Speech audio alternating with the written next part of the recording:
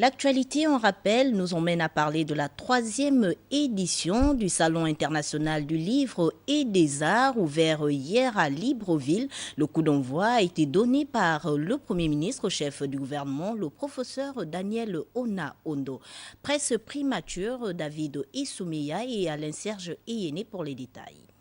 Le Premier ministre, professeur Daniel Ona-Ondo, en donnant le ton de ce rendez-vous du Salon international du livre et des arts de Libreville dans sa 3e édition, en hommage à Chinua Achebe,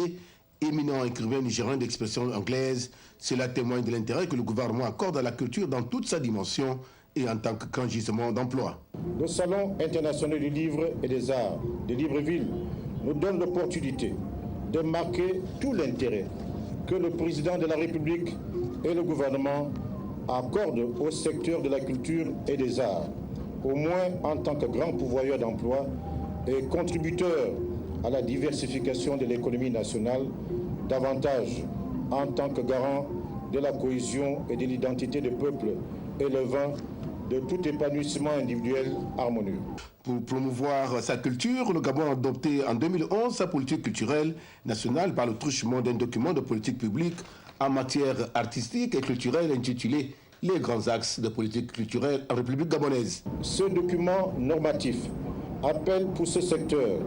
la vision de son Excellence, Monsieur le Président de la République, chef de l'État, déclinée dans son projet de société « L'avenir en confiance » et confirmée dans le plan stratégique Gabon émergent.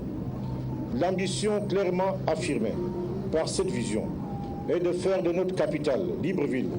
un pôle culturel majeur de notre pays, le Gabon, une destination artistique à partir de la vie culturelle qui prend place et de son foisonnement indéniable.